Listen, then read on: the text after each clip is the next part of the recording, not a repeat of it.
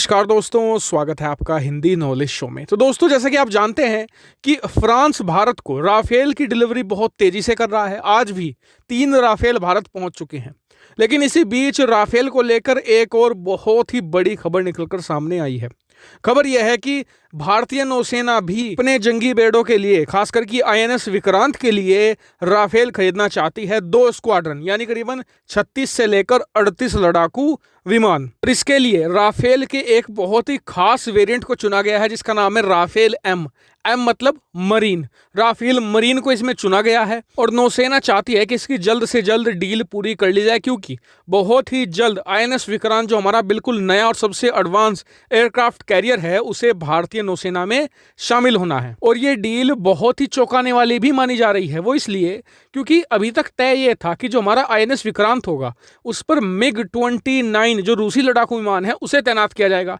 लेकिन अब नौसेना का ये मानना है कि जब हमारा विक्रांत इतना ज़्यादा एडवांस है, उसमें हमने अपनी हाई एंड टेक्नोलॉजी को डाला हुआ है, तो क्यों ना उस पर सबसे बेस्ट लड़ाकू विमान को ही तैनात किया जाए। और इसी सोच के साथ नौसेना आगे बढ़ रही है। लेकिन नौसेना के सामने जो सबसे बड़ी दिक्कत है वो है पैसों की दिक्कत, और इसी का तोड़ अब नौसेना ने निकाल लिया है। दरअसल जो साउथ ब्लॉक के ऑफिशियल्स हैं उन्होंने बताया है कि जो नौसेना है वो इन्हें खरीदना नहीं चाहती राफेल को, वो इन्हें लेना चाहती है लीज पर, यानी कि किराए पर।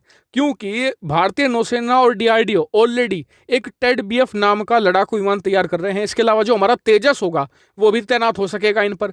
तो इसलिए अभी के लिए 5 साल 10 साल के लिए राफेल एम को लेकर हम काम चला सकते हैं, और किराए पर लेने के बाद जो हमारे पास पैसा बचा होगा हम उसे अपने खुद के लड़ाकू विमान यानी कि टेड बीएफ या तेजस में लगा सकते हैं, ताकि उनका निर्माण कार्य और तेजी से हो सके। इसीलिए भारतीय नौसेना ये प्रपोजल लेकर गई है डीएसी के पास, यानी कि डिफेंस एक्विजिशन काउंसिल।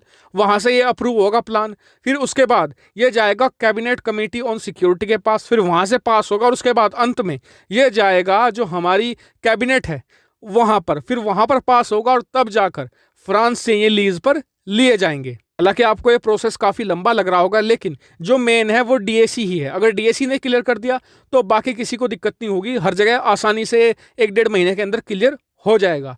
लेकिन अब आप में से कई लोगों का सवाल होगा कि फ्रांस क्या हमें किराए पर लड़ाकू विमान देगा? तो जी हाँ, फ्रांस को कोई प्रॉब्लम नहीं है, भारत उससे हथियार खरीदे, लीज पर ले, कोई दिक्कत नहीं है फ्रांस को। लेकिन हाँ, एक बात जोड़ना चाहूंगा कि भारत और फ्रांस के बीच में नेगोशिएशन जरूर होगा कि आप हमें किस प्राइस पर ये जो राफेल एम है किराए पर देना चाहते हैं। और देखिए, भारतीय नौसेना जल्द से जल्द ये डील इसलिए भी चाहती है क्योंकि चीन का खुद का एक और एयरक्राफ्ट कैरियर, जो दूसरा एयरक्राफ्ट कैरियर है, वो सेना में शामिल हो चुका है। ऐसे में भारत को भी अपना जो दूसरा एयरक्राफ्ट कैरियर है आईएनएस विक्रांत, उसे जल्द से जल्द सर्विस में लाना होगा। और जरा सोचिए, आईएनएस विक्रांत पर जब राफेल तैनात होंगे तो कितना डेडली कॉम्बिनेशन बनेगा, और हम चीनियों को तो पूरी तरीके से आउट क्लास कर देंगे, क्योंकि उनके जो एयरक्राफ्ट कैरियर हैं उन पर या तो रूसी लड़ाकू विमान तैनात रहते हैं जो काफ़ी पुराने हो चुके हैं, या फिर नए लड़ाकू विमान जो हैं वो रूस की टेक्नोलॉजी को चुरा कर बनाए गए हैं, यानी कॉपी किए गए हैं। ऐसे में वो क्वालिटी में राफेल के सामने कहीं भी मैच नहीं करते। हालांकि इस डील पर आपका क्या व्यू पॉइंट है, कमेंट करके जरूर बताएगा। साथ ही वीडियो को शेयर कीजिएगा और चैनल को सब्सक्राइब करना बिल्कुल भूलेगा। Thanks for watching video.